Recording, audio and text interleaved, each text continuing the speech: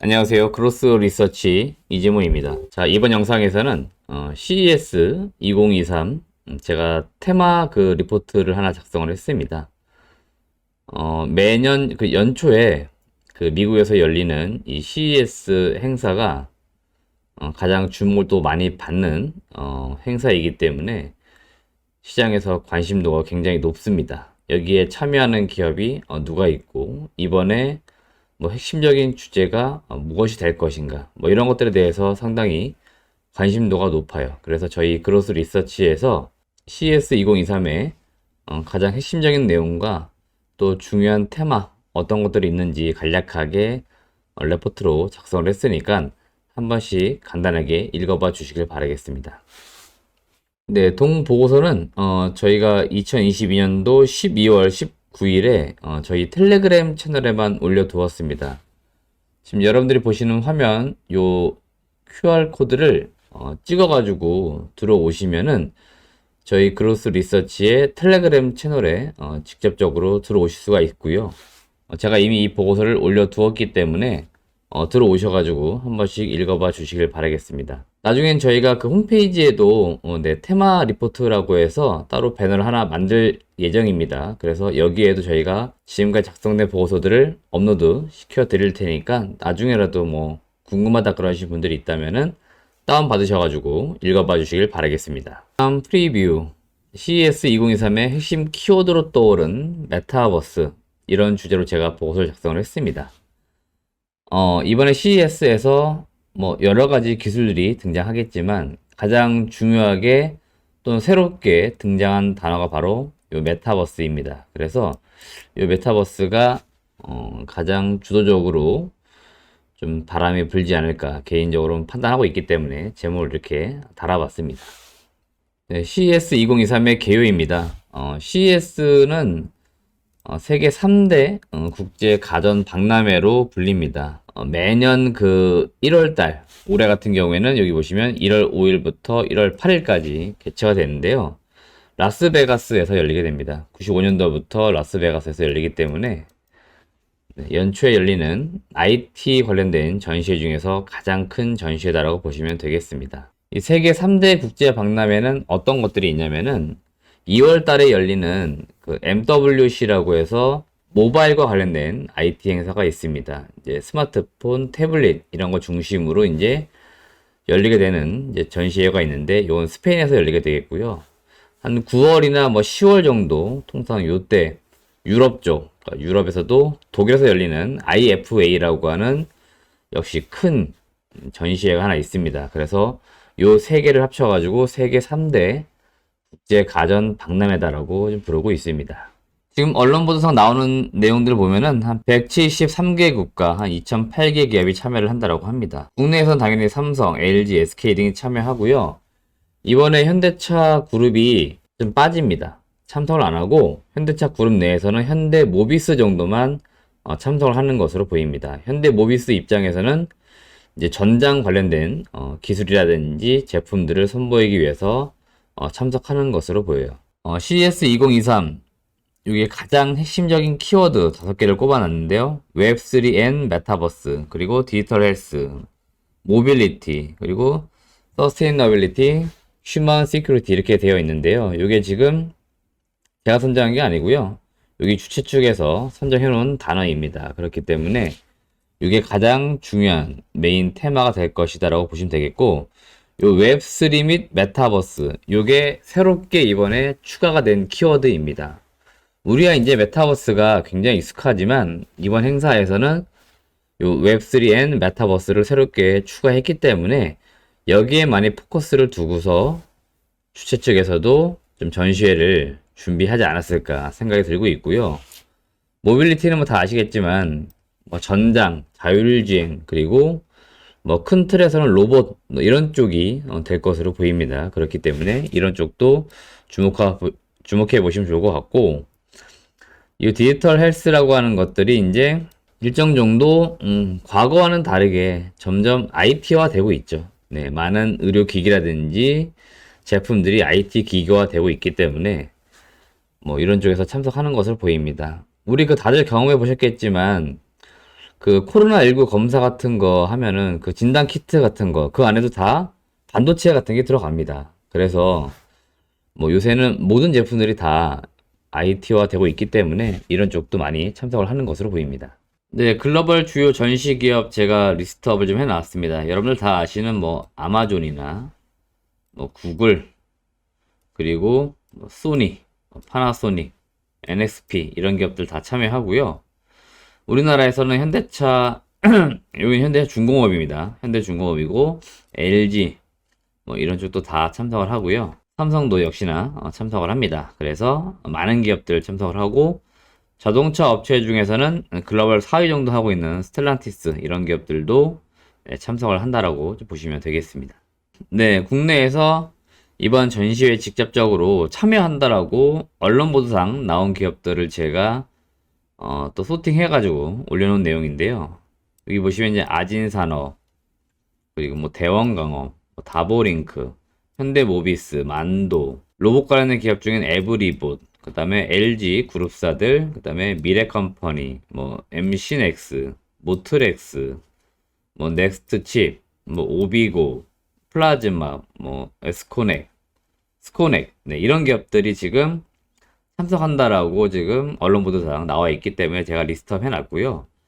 국내에선 대략 한 550개 정도 되는 기업이 참석을 좀 한다라고 합니다. 네. 여기에는 뭐 이제 상장 기업도 있고요. 비상장 기업도 있지만 우리가 이제 투자 관점에서는 상장 기업 중심으로 많이 보기 때문에 제가 상장 기업 중심으로 언론 보도상 나온 기업들을 리스트업을 좀 해놨으니까 한 번씩 봐주시길 바라겠습니다. 네, 그럼 핵심적인 테마 중에서 일단 메타버스 관련해서 같이 알아보도록 하겠습니다. 이 메타버스는 가공 추상을 뜻하는 그리스어 메타하고 우주공간을 뜻하는 요 유니버스, 요 두 개가 이제 합쳐진 이제 그런 단어입니다. 그래서 우리가 통상적으로 메타버스다 이렇게 부르고요. 뭐 세부적으로는 여기 나오지만 VR이라고 하는 뭐 가상현실, AR이라고 하는 뭐 증강현실, 뭐 혼합현실, MR, 그리고 뭐 확장현실에서 뭐 XR, 뭐 다양하게 부르는데요. 큰 틀에서는 메타버스 어떤 산업이다라고 보시면 될 것 같고요. 이번에 CES 2023에서 가장 핵심 키워드로 요 웹3의 메타버스를 첫 번째로 지금 꼽고 있습니다. 그만큼 앞으로 향후 IT 쪽에서 중요한 기술적인 화두가 될 수 있는 산업이기 때문에 웹3와 메타버스 이거를 통합해서 핵심 키워드로 꼽아주고 있습니다. 네, 여기는 제가 그 메타버스 이제 관련주라고 되어 있는 네, 국내 상장되어 있는 기업 몇 개를 좀 꼽아봤고요. 여기 지금 언급되어 있는 기업들 이외에도 굉장히 많은 기업들이 있습니다. 그리고 사실 이 메타버스라고 하는 게 어떤 특정 기업이나 특정 산업에 국한돼 가지고 뭔가 이루어지는 그런 산업은 아닙니다. 제가 그 작년에도 한참 메타버스, NFT 뭐 이런 쪽 관련된 종목들이 주가가 고공행진할 때 뭐라고 말씀드렸냐면은 제가 뭐 그런 종목들을 추천드렸다 그게 아니고 제가 지금 공부하고 있습니다. 이렇게 이야기했어요. 이게 무슨 이야기냐면요. 이 메타버스라고 하는 게 여전히 아직까지는 단순히 테마에 집중될 수밖에 없어요. 하지만 이게 본격적으로 우리가 알고 있는 많은 산업의 일상에 들어오고 있다는 거죠. 그래서 이 메타버스라고 하는 개념, 산업 이런 것들이 좀 더 일반화 될 것이다. 제가 그런 이야기들을 많이 드렸어요. 그래서 저도 지금부터 꾸준히 공부를 하고 있습니다. 제가 그 얘기를 했어요. 그래서 제가 그때도 관련주 몇 개 언급해 드렸었지만 사실 저는 종목들 오르고 내리고에는 크게 관심은 없었습니다. 이 산업이 얼마나 빠른 속도로 우리 일상에 들어올 수 있느냐 이런 것들을 좀 많이 봤던 겁니다. 근데 다들 아시겠지만 이 메타버스 그 이전에 VR, AR 이게 2015년도, 16년도 이때도 한참 바람이 불었습니다. 그리고 지금 6년, 7년이 지났는데도 여전히 새로운 산업이고 새로운 테마예요. 그만큼 진행되고 있는 속도는 좀 느리지만 분명히 어딘가에서는 지금 많이 쓰이고 있다는 겁니다. 그렇기 때문에 여러분들도 이 메타버스라고 하는 개념을 잘 인지해 두신 다음에 어느 산업에서 굉장히 많이 빠르게 사용될 것인가 이런 것들을 한 번씩 우리가 공부해 보자 그런 말씀을 드리는 거고요. 사실 우리나라 입장에서 볼 때, 그리고 우리나라 기업들 입장에서 볼 때는 소프트웨어적인 측면보다는 하드웨어적인 측면에서 먼저 좀 발전할 것 같아요. 우리나라가 지금 잘하고 있는 것들이 뭡니까? 일단은 반도체, 디스플레이, 2차 전지, 네, 이런 하드웨어적인 것들을 굉장히 잘하죠. 제조죠, 제조. 그래서 우리가 예를 들어서 뭐 VR 기기, XR 기기, 이런 것들이 만들어진다 했을 때 거기에 일정 정도 하드웨어적인 부품들을 공급할 수 있다는 거죠. 그래서 대표적으로 당연히 저장 장치가 필요하니까 메모리 반도체, 우리나라 삼성전자나 SK 하이닉스 이런 기업들이 수혜를 볼 거고요. 뭔가 보여야겠죠, 화면상. 그러면 디스플레이, 우리나라의 LG 디스플레이나 삼성 디스플레이, 그리고 이 디스플레이들을 만들기 위한 장비 업체들, 네, OLED 장비 업체라든지 마이크로 LED 장비 업체들이 수혜를 보는 게 맞습니다. 그리고 그 안에도 일정 정도 뭐 PCB나 다양한 뭐 3대 수동 소자 이런 것들 다 들어갑니다. 그러니까 하드웨어적인 부품단에 있는 기업들이 먼저 수혜를 보는 게 맞고요. 장기적으로 볼 때는 이 기기들이 많이 일반화되었기 때문에 그 안에 들어갈 수 있는 컨텐츠가 중요해지겠죠. 그래서 그 컨텐츠와 관련된 기업들이 아무래도 주목을 받을 수밖에 없다. 이렇게 보시면 될 것 같습니다. 그래서 제가 컨텐츠와 관련된 기업들 꼽아드리면은 뭐 위지우 스튜디오, 뭐 자이언트 스텝, 그리고 맥스트, MP, 한글과 컴퓨터 이런 기업들이 그래도 시장에서는 관련주라고 많이 이야기하고 있고 실질적으로 이쪽으로도 사업을 좀 꾸준하게 진행을 하고 있기 때문에 그런 차원에서 좀 공부를 해보셔라 이런 말씀을 드립니다. 네, 다음 중요한 이벤트는 자율주행 쪽입니다. 큰 틀에서는 모빌리티라고 CES에서는 정의를 하고 있는데요. 자율주행이 이제 뭐 우리가 일상적으로 여러분들이 알고 있기로는 말 그대로 자동차가 스스로 이제 움직이는 형태 이게 되겠죠. 그래서 이제 사람의 어떤 조작 없이도 기계가 스스로 이제 움직이는 형태가 될 것으로 보이는데 아직까지는 지금 레벨 한 2단계 정도 와 있습니다. 우리가 기술적으로는 여기까지 와 있고요.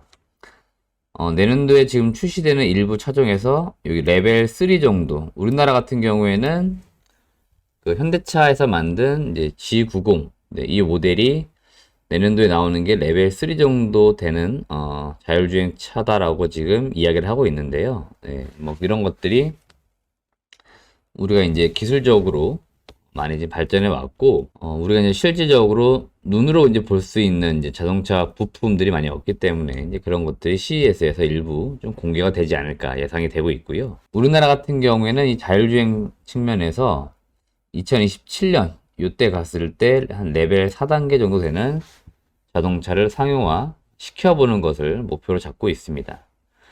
그리고 실질적으로 이 자율주행이 굉장히 좀 일반화, 이제 보편화되는 그 시기를 통상적으로 한 2040년, 뭐 2045년 이렇게 보는 경우가 굉장히 많습니다.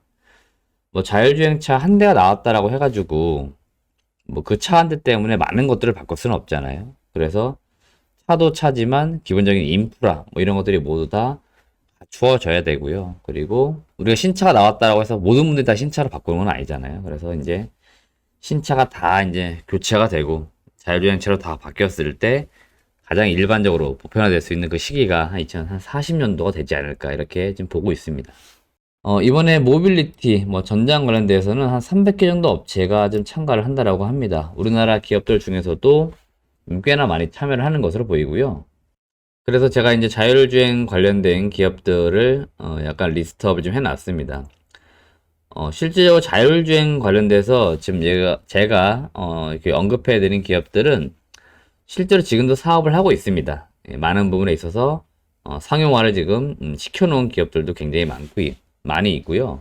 대표적으로 요 모트렉스 같은 기업들, 이 기업들은 이번에 CES 2023 여기에 직접 부스를 마련합니다. 그래가지고 4년 연속 참가해서 전장 부품, 새로운 것들이 있으면 이런 것들을 선보이는 이제 그런 자리를 만들 것으로 보입니다. 왜 그러냐면은 뭐 여기에는 이제 미국의 자동차 업체들도 많이 구경을 오겠죠. 관련 관계자들이. 그러다 보니까 한국에 있는 뭐 모트렉스라고 하는 기업이 이런 부품들도 만들고 있습니다. 이렇게 많이 선보일 겁니다. 그래서 뭐 모트렉스 같은 기업들 그리고 오비고도 참석을 합니다. 그래서 오비고.